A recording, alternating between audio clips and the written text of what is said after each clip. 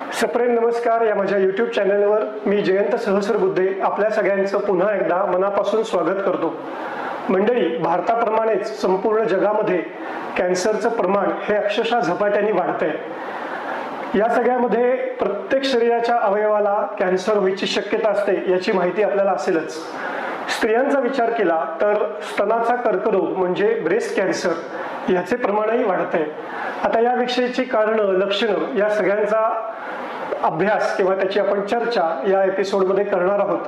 हा विषय अतिशय संवेदनशील आहे, म्हणूनच चर्चा करणं गरजेची आहे.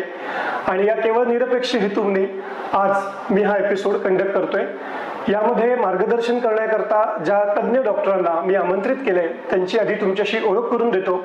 डॉक्टर अमृता बेके. तर चर्चेला सुरुवात करूया. डॉक्टर, मी प्रस्तावनेत म्हणल्याप्रमाणे भारताप्रमाणेच पूर्ण जगामध्ये कॅन्सरचं प्रमाण खूप वाढतंय.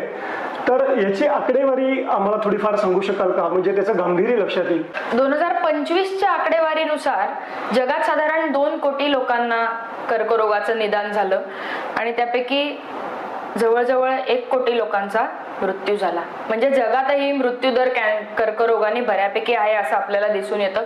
आता ही आकडेवारी प्रगत देशांची आहे, प्रगतिशील देशांची आहे आणि अंडर डेव्हलप्ड देशांची पण ह्याच्यात इन्क्लुडेड आहे.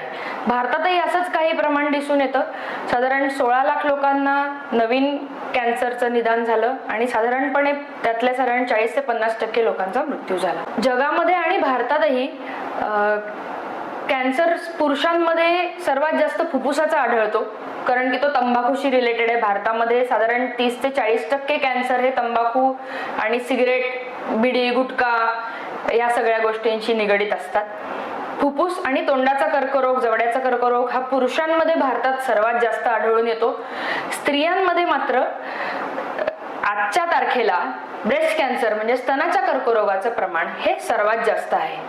15-20 वर्षांपूर्वी जेव्हा मी शिकत होते, कॉलेजमध्ये होते, तेव्हा पूर्ण भारतात कुठलाही भाग तुम्ही घ्या, पिशवीच्या मुखाचा म्हणजे गर्भाशयाच्या मुखाचा कर्करोग, ज्याला सर्व्हायकल कॅन्सर म्हणतात, तो सर्वात जास्त प्रमाणात आढळून यायचा. तोही वाढलेल्या अवस्थेत. हळूहळू त्याचं प्रमाण कमी होत गेलं आणि आता ब्रेस्ट कॅन्सरने सर्व्हायकल कॅन्सरला ओव्हरटेक करून पहिला नंबर पटकावलेला आहे. स्त्रियांचं आपण असं बघतो की त्या एवढ्या जबाबदाऱ्या, घरची जबाबदारी, करिअर माइंडेड स्त्री असेल तर करिअरची जबाबदारी, आणि या सगळ्या जबाबदाऱ्या पार पाडता पाडता तिला स्वतःकडे लक्ष द्यायला जमत नाही किंवा स्वतःचं आरोग्य ही अगदी ती लास्ट प्रायोरिटी ठेवते.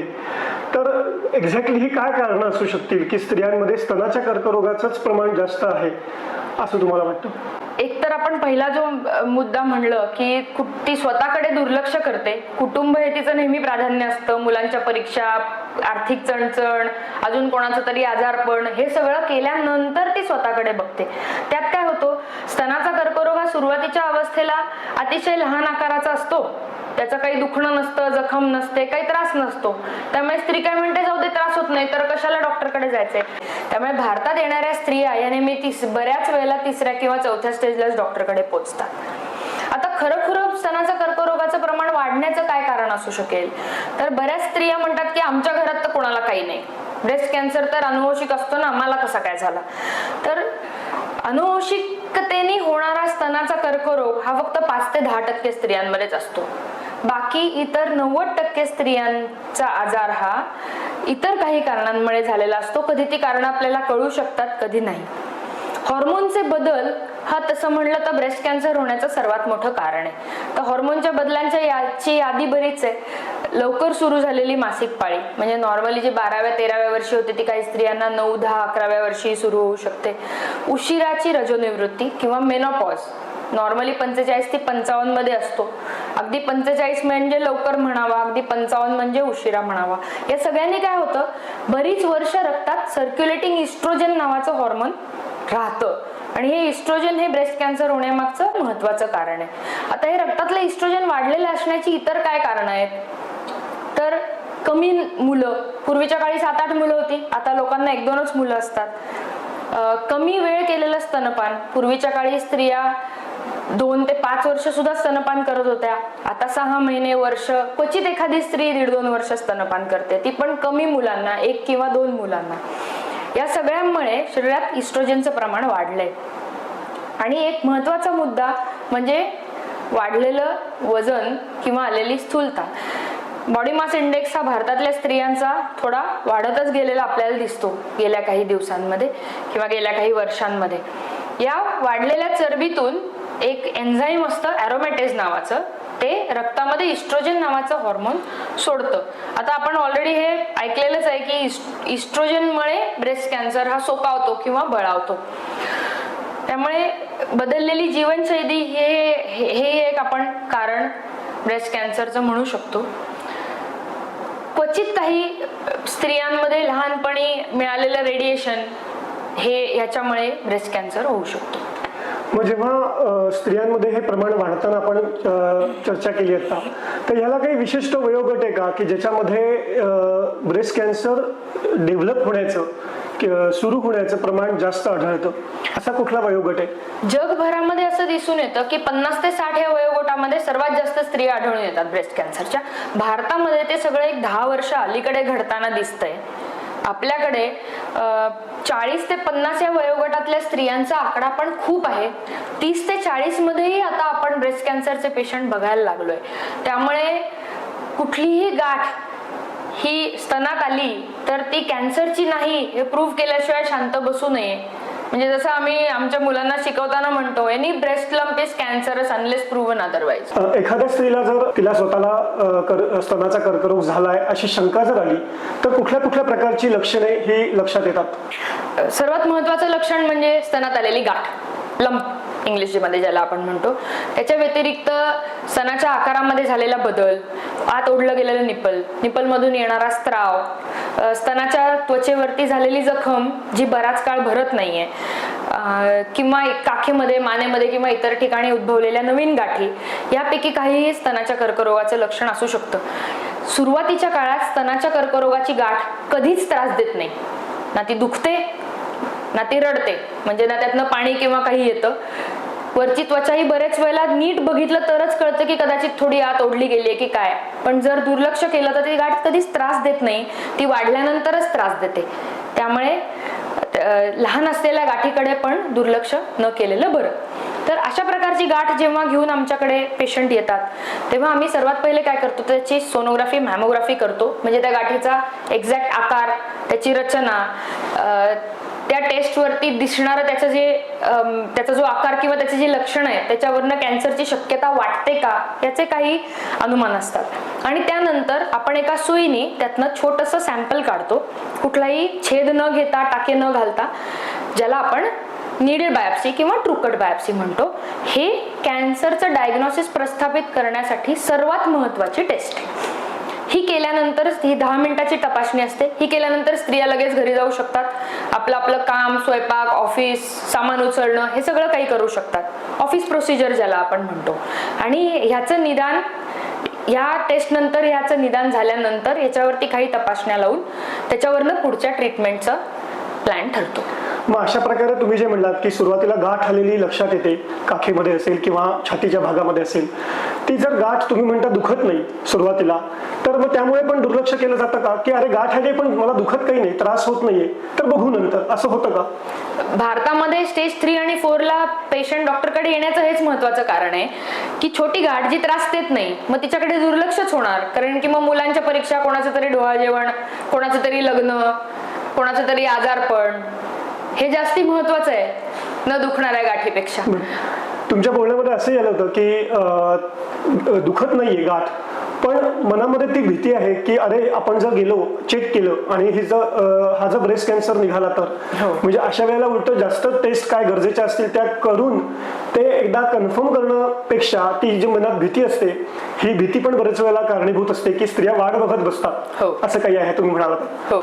खूप स्त्रिया डॉक्टरकडे उशिरा येण्याचं एक महत्वाचं कारण आहे. म्हणजे त्यांना वाटतं की नको गाठ आली आहे, डॉक्टर आता तिला कॅन्सर म्हणून लेबल करतील, मग मला खूप ट्रीटमेंट घ्यायला लागेल, मग किमोने माझे केस गळतील. पण तसं म्हटलं तर आजार असेल तर लवकर निदान झालेलं बरं. त्यामुळे समाजात हे माहिती व्हायला हवंय की लवकर निदान झालं तर आयुष्य पूर्ववत होतं, उशिरा निदान झालं तर आयुष्य पूर्ववत होण्याची शक्यता आपणच कमी करतोय. त्यामुळे गाठीकडे दुर्लक्ष न करता किंवा अरे माझा कॅन्सर डायग्नोसिस होईल का या भीतीने डॉक्टरकडे न जाणं हे काही योग्य नाही. मग अशा वेळेस जर एखादा असं लक्षात आलं की या सगळ्या प्रायमरी टेस्ट केल्यानंतर की त्या स्त्रीला आहे ब्रेस्ट कॅन्सर आहे, तर आता ह्याची उपचार पद्धती काय काय असते? पूर्वीच्या काळी म्हणजे मी शाळेत असताना असं होतं की ब्रेस्ट कॅन्सर झाला की पहिले ब्रेस्ट काढून टाकायचं पूर्ण एक साईड, आणि मग त्याचा काय रिपोर्ट येतो ह्याच्यावरती पुढची चर्चा करायची. कोणाला मुंबईला जायला परवडत असेल तर मुंबईला बार्शीला जाऊन लोक रेडिएशन घेत होते. अतिशय प्रिमिटिव्ह टाईपची बेसिक किमोथेरपी उपलब्ध होती. त्याचे साईड इफेक्टही जास्त होते, ती सगळ्यांना परवडतही नव्हती. हळूहळू ब्रेस्ट कॅन्सर मध्ये रिसर्च वाढला, माहिती वाढली, ज्ञान वाढलं, आणि असं लक्षात आलं की ब्रेस्ट कॅन्सरची ट्रीटमेंट ही, ब्रेस्ट कॅन्सर हा एक आजार नाहीये, ब्रेस्ट कॅन्सरमध्येही त्याचे बरेच सबटाईप्स किंवा उप आजार आहेत आणि प्रत्येक पेशंट हा वेगळा आहे. त्यामुळे ब्लँकेट ट्रीटमेंट सगळ्यांना एकाच मापात आता मोजलं जात नाही. प्रत्येक पेशंट हा on his or her own merit treat केला जातो त्या आजाराच्या स्वभावानुसार. कारण की डॉक्टर कितीही चांगला असला आणि पेशंट कितीही चांगला असला तरी आजार परत येणार का नाही हे त्या आजाराच्या स्वभावावर सर्वात जास्त अवलंबून आहे. म्हणजे तो आजार ढाण्या वाघासारखा आहे का गरीब गाईसारखा आहे, आणि तो आजार ओळखण्याची काही प्रमाणं आहेत, ती ह्या बायोप्सीवरती आपण लावतो. शरीराचा स्कॅन करतो, आजाराची स्टेज काय म्हणजे कुठपर्यंत पसरलाय ते बघण्यासाठी, आणि ह्या सगळ्याचाच एक सर्वांगीण त्याचं एक आपण एक उत्तर शोधायचा प्रयत्न करतो की ह्या पेशंटसाठी सर्वात बेस्ट, सर्वात कमी त्रासाची का होईना किंवा त्रास सहन करून सुद्धा सर्वात चांगलं आणि दीर्घायुष्य देण्यासाठी काय ट्रीटमेंट असू शकेल. आता त्यामुळे त्याच्यामध्ये ऑपरेशन तर सर्वांना माहितीच आहे, ब्रेस्टचं ऑपरेशन, त्याच्याच बरोबर काखेमध्ये असलेल्या लिम्फ नोडच्या म्हणजे अवधणाच्या गाठीही काढल्या जातात, तपासल्या जातात. किमोथेरपी ही सगळ्यांना माहिती आहे, किमोथेरपीने केस गळतात हे सगळ्यांना माहिती आहे, पण किमोथेरपीनी केस गळले तरी ते पूर्ववत परत येतात, चांगले येतात आणि ते टेम्पररी असतं 6 महिने वर्षभरासाठी. हे जर सामान्यांपर्यंत पोचलं तर कदाचित किमोथेरपीचा ऍक्सेप्टन्स वाढेल. रेडिएशन थेरपी आता जास्ती सुखकर झाली आहे, पूर्वी इतका त्रास होत नाही. ती 3च आठवड्यांची असते ब्रेस्ट कॅन्सरची रेडिओथेरपी, आणि त्याचे साईड इफेक्टही खूप काही नसतात. हॉर्मोन थेरपी ही जास्त प्रगत झाली आहे. हॉर्मोन थेरपीची एक गोळी असते रोजची, एक 5 ते 10 वर्ष ब्रेस्ट कॅन्सरच्या पेशंटला दिली जाते, ज्यांना गरजेची आहे त्यांनाच फक्त, आणि त्यांनीही आयुष्यमान वाढण्यासाठी फायदा होतो. साधारण 20% भारतातल्या ब्रेस्ट कॅन्सरच्या स्त्रियांमध्ये टार्गेटेड थेरपी नावाची एक थेरपी उपलब्ध झाली आहे गेल्या 10-15 वर्षांमध्ये. ते इंजेक्शन दिलं जातं, साधारण 1 वर्षभरापर्यंत ते इंजेक्शन घ्यायला लागतं. तेही जर तुमचा आजार त्या इंजेक्शनसाठी योग्य असला तरच ते तुम्हाला औषध लागू पडतं. त्यामुळे आता टेलर मेड ट्रीटमेंटच्या दिशेने ब्रेस्ट कॅन्सर गेलाय, ब्लँकेट ट्रीटमेंट किंवा कस्टमाइज म्हणू आपण. हे सगळं होत असताना जेव्हा त्या स्त्रीला कळतं की ब्रेस्ट कॅन्सर मला आहे आणि आता मला या सगळ्याचे उपचार घ्यायचे, उपचाराला ती सामोरी सुद्धा गेली, तर होणारा शारीरिक त्रास, आर्थिक आलेलं नवीन ओझं, याचबरोबर मला वाटतं मानसिक आधाराची पण खूप गरज असते, आणि हा कुटुंबानेच देणं गरजेचं आहे. तर याविषयी थोडीशी माहिती द्या. ब्रेस्ट कॅन्सर कुठलीही भीतीदायक गोष्ट एखाद्या व्यक्तीला ऍक्सेप्ट करायला थोडा वेळ हा द्यायलाच लागतो. ब्रेस्ट कॅन्सर काही वेगळं नाही. कॅन्सर हा शब्दच असा आहे की एखादी व्यक्ती गलित गात्र होऊन जाईल. त्यामुळे डायग्नोसिस सांगितल्यानंतर गिव्ह टाइम टू ग्रीव्ह असं मी नेहमी म्हणते. म्हणजे त्या डायग्नोसिसला डायजेस्ट करायला, ॲसिम्युलेट करायला, डायग्नोसिस मनामध्ये पक्क स्वतःला समजवायला की हो मला ब्रेस्ट कॅन्सर झालाय, पण हा काही आयुष्याचा शेवट नाही, ह्यातनंही मला लढवून उभं राहायचंय, हे स्वतःला समजवण्यासाठी एखाद्या स्त्रीला कोणाला 2 दिवस लागतात, कोणाला 4 दिवस, आणि तो वेळ ते दुःख पचवण्यासाठी देणं आवश्यक आहे. आपण असं नाही म्हणू शकत असं काय आता इतकं सगळी चांगली ट्रीटमेंट आहे, तुला काय रडायची गरज नाही. तर तो ज्याला आपण दुःखाला सामोरं जाण्यासाठी तेवढा वेळ त्या स्त्रीला दिला गेला पाहिजे. याच्यासाठी कुटुंबानेही हे समजून घेतलं पाहिजे की त्या स्त्रीसाठी तो एक कठीण काळ आहे. निदान पचवणं हा कठीण काळ आहे, आणि मग एकदा ते निदान 2-4 दिवसात पचलं की मग पुढची ट्रीटमेंट ही सुखकर होते. मग काय होतं, ऑपरेशन वगैरे पेशंट 1 दिवसात घरी जातो ऑपरेशन करून, तोपर्यंत सगळं ठीक असतं. किमोथेरपी सुरू होते. किमोथेरपीला आजूबाजूला वेगवेगळ्या स्टेजेसचे पेशंट असतात, काही अगदी शेवटच्या स्टेजचे, काही अगदी प्राथमिक अवस्थेतले, आणि एक स्त्री किमोथेरपी घेणारी ही सर्व आजूबाजूच्या पेशंटकडे बघूनच स्वतःला लेबल लावत असते की माझं पण तिच्यासारखंच होणार किंवा माझं पण तिच्यासारखंच होणार, अरे तिच्या लिव्हरमध्ये आजार परत आलाय मग माझा पण तसाच येणार. त्यामुळे सायकोलॉजिकल सपोर्ट घरच्यांचा जितका महत्वाचा आहे आधार देणं, तितकाच डॉक्टरकडूनही सायकोलॉजिकल सपोर्ट गरजेचा आहे. त्यामुळे आमच्याकडे ट्रेंड सायकोलॉजिस्ट या पेशंटला मदत करतात. प्रत्येक व्हिजिटला 2 किमोथेरपीच्या मध्ये, ट्रीटमेंटच्या मध्ये, ऑपरेशनच्या आधी, ऑपरेशनच्या नंतर ते त्यांचे जे काही मनातली काळजी आहे त्याच्यावर चर्चा करतात. त्या काळजीची कसं डील करायचं, काळजी झिरो तर नाही करू शकत कॅन्सरचं ट्रीटमेंट चालू असताना, त्यामुळे त्याच्याशी कसं डील करायचं. मग मेडिटेशनचा काही फायदा आहे का, नोकरी करत राहणं किंवा जे काही रोजचं काम आहे ते करत राहणं, सुट्टी न घेणं, हे खूप महत्वाचं आहे. कारण की तसं झालं तरच तुमचं मन तुमच्या कामात रमतं आणि मग तुमचं दुर्लक्ष होतं तुमच्या निदानावरनं आणि तुम्हाला ती ट्रीटमेंट जास्ती सुखकर होते. माझे एक पेशंट आहेत, 10 वर्षापूर्वी तिची अगदी पुण्यात आल्या ट्रीटमेंट केली होती ब्रेस्ट कॅन्सरची. ती किमोथेरपीला यायची, लॅपटॉपवर बसून मीटिंग करायची. एक दिवशी तर म्हणली, जरा मॅडम सलाईन काढून द्या, मला जरा कोपऱ्यावरती मीटिंगला जाऊन यायचंय. तिचे कोणी परदेशातनं कंपनीचे लोक आले होते. तिने शांतपणे किमो ऑफ केली, डोक्यावरती विग चढवलं आणि ते तिची मीटिंग 1.5 तास करून आली. त्यामुळे म्हणजे हे एक्स्ट्रीम उदाहरण आहे, पण जितकं तुम्ही नॉर्मल आयुष्य जगत राहाल तितकं ट्रीटमेंट सहन करणं, ते डायग्नोसिस पचवणं हे तुम्हाला जास्ती सोपं होतं. आणि तो पॉझिटिव्ह ऍटिट्यूड पण ठेवला पाहिजे. आपण हे म्हणणं सोपं आहे, पण त्यासाठी तुम्ही म्हणता की सायकोलॉजिस्ट, प्रत्येक स्त्री इतकी स्ट्रॉंग नसते. कोणाला जास्ती मदत लागते, कोणाला कमी. मी चर्चेदरम्यान आम्ही असं बघितलं की डॉक्टर स्वतः या सगळ्या विषयाची जनजागृती व्हावी याकरता फक्त शहरामध्ये नाही तर ग्रामीण भागामध्ये सुद्धा वेगवेगळी चर्चासत्र घेत असतात. अशी चर्चासत्र घेत असताना मला तुम्हाला असं विचारायचं की असलेल्या उपलब्ध माहितीचा कितपत फरक शहरी आणि ग्रामीण भागामध्ये तुम्हाला दिसला. एक तर ही माहिती ब्रेस्ट कॅन्सर विषयीची मला असं वाटतं की शहरी भागामध्ये जास्त असेल आणि ग्रामीण भागामध्ये तेवढी नसेल, तर काय त्याच्याविषयी काय माहिती द्याल? शहरी आणि ग्रामीण भागात दोन्हीकडे मला असं लक्षात आलंय की माहिती दोन्हीकडे आहे आणि माहिती दोन्हीकडे नाहीये. म्हणजे पुण्यातल्या, शहरातल्या सुसंस्कृत सुशिक्षित घरातल्या स्त्रियांनाही ब्रेस्ट कॅन्सर बद्दल अपुरी माहिती आहे. पुण्यातल्याही सुशिक्षित स्त्रिया कितीतरी काळ कधी कधी गाठ शरीरावर बाळगून असतात डॉक्टरकडे न जाता, कारण की त्याचा त्रास नसतो आपण पूर्वी बोलल्याप्रमाणे.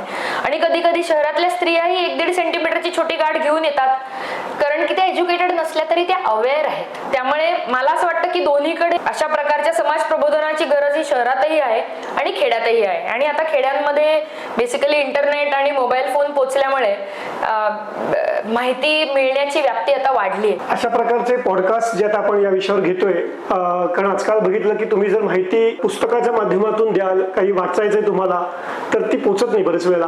पण अशा पॉडकास्टच्या माध्यमातून, कारण सगळेजण आजकाल मोबाईलवरच असतात, तर निदान हे माहिती ही पोचावी लोकांपर्यंत, हा मुख्य उद्देश आहे या पॉडकास्टचा. या सगळ्या चर्चेतून असं लक्षात येत आहे की तुम्हाला एखाद्या स्त्रीला जेव्हा कळतं की ब्रेस्ट कॅन्सर झालाय, त्यानंतर ती उपचार घेते, तिला मानसिक आधार दिला जातो आणि त्यातून ती बरी होऊ शकते.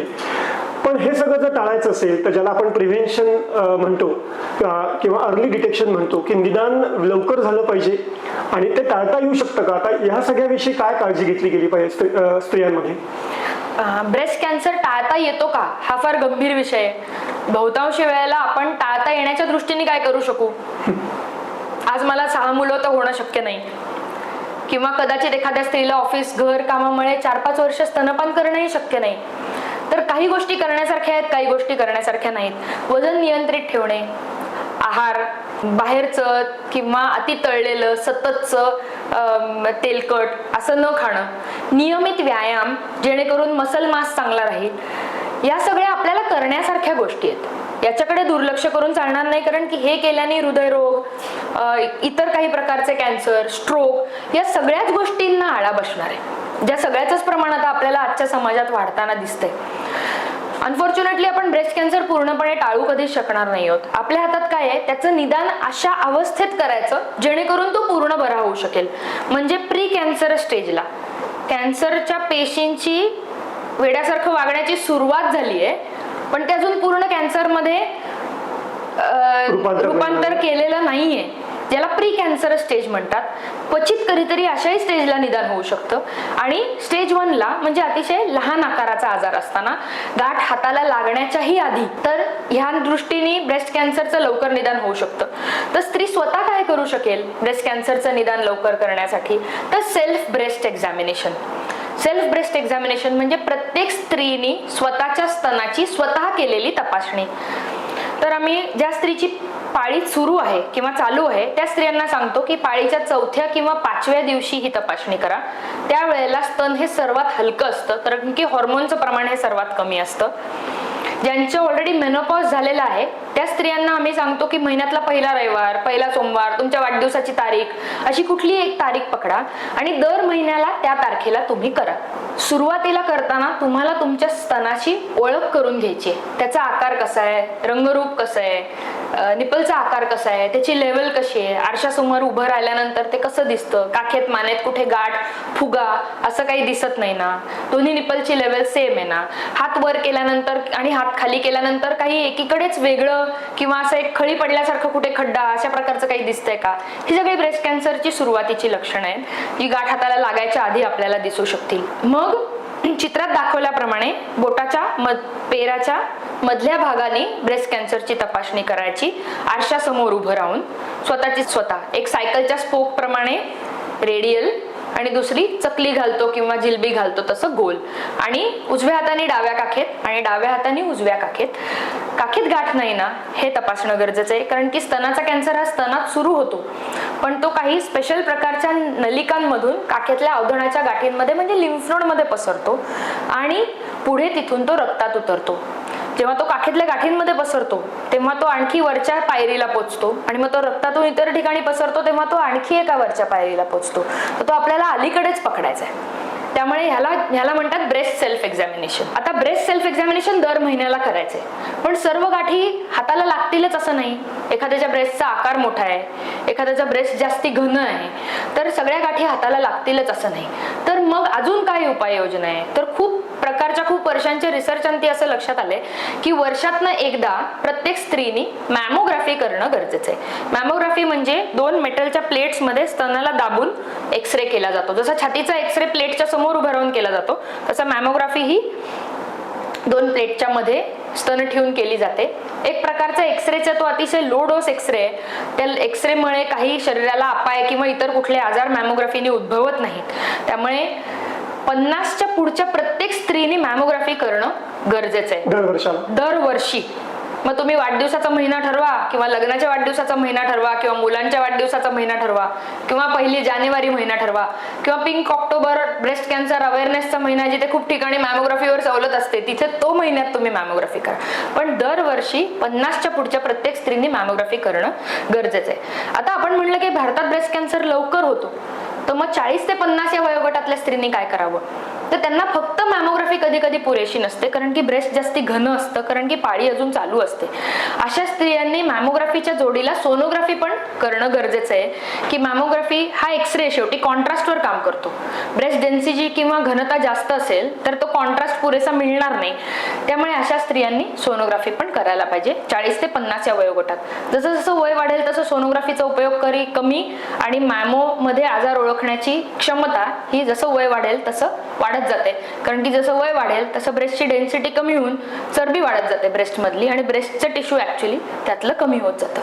त्यामुळे ह्या खूप महत्त्वाच्या तपासण्या आहेत ज्या एखाद्या स्त्रीला किंवा एखाद्या कुटुंबाला महिन्यातनं एकदा हॉटेलमध्ये जेवणं परवडतं किंवा ज्या कुटुंबाकडे 1-2 स्मार्टफोन आहेत, एखादी 4 व्हीलर आहे, ती प्रत्येक स्त्री दरवर्षी मॅमोग्राफी नक्की करू शकते. सोशल मीडियावर आता सध्या असं ऐकायला बघायला मिळतं की अल्कलाईन वॉटर पिल्याने किंवा आहारामध्ये साखर कम्प्लिटली बंद केल्यामुळे कॅन्सर टळू शकतो. तर हे कितपत खरं आहे का हा गैरसमज आहे? अल्कलाईन वॉटर सध्या एकदम फेमस आहे. अल्कलाईन वॉटर हे एक उदाहरण झालं. त्याच्याच बरोबर लिंबू पाणी रोज पिणे, दिवसातनं काही स्त्रिया मग लिंबू पाणी इतकं की फक्त लिंबू पाणीच पितात जेवण सोडून, मीठ पाणी आणि साखर पूर्णपणे सोडणे. तर ह्या सगळ्याकडे जरा आपण बेतानीच बघितलं पाहिजे, कारण की अल्कलाईन वॉटर पिऊन नुसतं जर कॅन्सर टळत असता तर किती सोपं झालं असतं.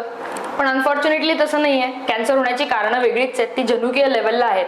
त्यामुळे ब्रेस्ट कॅन्सरच्या बाबतीत म्हणायला झालं तर कॅन्सरचं लवकर निदान करण्यासाठी स्वतःचं ब्रेस्ट सेल्फ एक्झामिनेशनचं ट्रेनिंग करणं याला आपण जास्त महत्त्व दिलं पाहिजे. साखरेबद्दल बोलायचं झालं तर साखर कमी करावी या मताची मी पर्सनली नक्कीच आहे, कारण की साखर कमी केल्याचे ग्लोबल फायदे आहेत. डायबिटीस कंट्रोलमध्ये येतं, वजन नियंत्रित राहतं, काही प्रमाणात हार्ट अटॅक, स्ट्रोक, इतर किडनीचे आजार ह्या सगळ्याच्या दृष्टीने पूर्ण शरीराची निगा राखण्याच्या दृष्टीने साखर बेताचीच घेणं गरजेचं आहे. त्या दृष्टीने साखर कमी खाण्याचा सल्ला काही चुकीचा नाही, पण सोशल मीडियावर अदरवाईज मिळणाऱ्या इतर इन्फॉर्मेशनकडे जरा बेताने बघितलं पाहिजे आणि ज्या इतर महत्त्वाच्या गोष्टी आहेत म्हणजे ब्रेस्ट सेल्फ एक्झामिनेशन, योग्य आहार, वजन नियंत्रित ठेवणं याला जास्त महत्त्व दिलं पाहिजे. दुसरं एक लोकांच्या मनात भीती असते म्हणजे अंधश्रद्धा किंवा चुकीच्या माहितीच्या अनुषंगाने की बायोप्सी केल्याने आजार पसरेल, मग डॉक्टरकडे काय यायचं नाही तर डॉक्टर आल्या लगेच बायोप्सी करतात. पण बायोप्सी केल्याने आजार पसरत नाही म्हणजे अंडरलाईन ब्लँकेट स्टेटमेंट. आणि दुसरं म्हणजे बायोप्सी केल्याशिवाय आजाराची ट्रीटमेंट पुढे सुरूच होणार नाहीये, कारण की आजाराचा स्वभाव, प्रकार, प्रूफ हे सगळं त्या बायोप्सीने मिळतं. त्यामुळे बायोप्सी करून काही कोणाचा अपाय होणार नाहीये. बायोप्सी ही करून घ्यायलाच पाहिजे निदान होण्याच्या सुरुवातीला. तर विशेष करून आपल्या प्रेक्षकांमधल्या महिलांना माझं असं कळकळीची माझी विनंती आहे की स्वतःकडे पूर्ण वेळ लक्ष द्या. तुमच्या इतर जबाबदाऱ्या करिअरच्या असू देत, घराच्या असू देत, त्या सगळ्या सांभाळत स्वतःच्या आरोग्याची काळजी घ्या आणि डॉक्टरांनी सांगितल्याप्रमाणे सेल्फ ब्रेस्ट एक्झामिनेशन त्या वयामध्ये नक्की करा. काही त्यात आढळल्यास, शंका आल्यास योग्य त्या तज्ज्ञांचा सल्ला घ्या आणि जर गरज पडली तर त्याची ट्रीटमेंटही घ्या. तर आता जाता जाता एक महत्त्वाचा संदेश आपल्या प्रेक्षकांना काय द्याल? सर्व स्त्रियांना मला असं सांगायचं वाटतं की ब्रेस्ट कॅन्सरचं निदान म्हणजे काही मृत्यूची शिक्षा नाही. प्राथमिक अवस्थेत म्हणजे स्टेज 1 ला निदान झालेल्या ब्रेस्ट कॅन्सरचे पेशंट हे जे असतात त्यापैकी 90% स्त्रिया या कायमच्या बऱ्या होतात. 90% पेक्षाही जास्ती. खूप स्टेज 4 ला असलेल्या आजाराचं प्रमाण बरं होण्याचं कमी असलं तरी प्राथमिक अवस्थेत सापडलेला आजार हा उत्तमरित्या बरा होतो. त्यामुळे समाजाचं प्रेशर, कुटुंबातले प्रॉब्लेम्स या सगळ्यामुळे स्वतःकडे दुर्लक्ष करायचं टाळून छोटी गाठ जाणवल्यास ब्रेस्ट सेल्फ एक्झामिनेशन मध्ये छोटी गाठ किंवा काही लक्षण जाणवल्यास लवकर त्याचं निदान करून घेणं, वर्षातनं एकदा मॅमोग्राफी करणं, या सगळ्या गोष्टी केल्याने आणि सेल्फ अवेअरनेस स्वतःबद्दलची जाणीव वाढवल्याने ब्रेस्ट कॅन्सर हा आपण नक्कीच टाळू शकतो, त्याचं लवकर निदान करू शकतो आणि पुढे आपण सुखी आयुष्य जगू शकतो. या नोटवर आज आपण इथे थांबूयात. डॉक्टरांचे खूप आभार की त्यांनी या महत्त्वाच्या विषयावर बोलण्याकरता त्या आल्या आणि त्यांनी आपल्याला वेळ दिला. खूप धन्यवाद.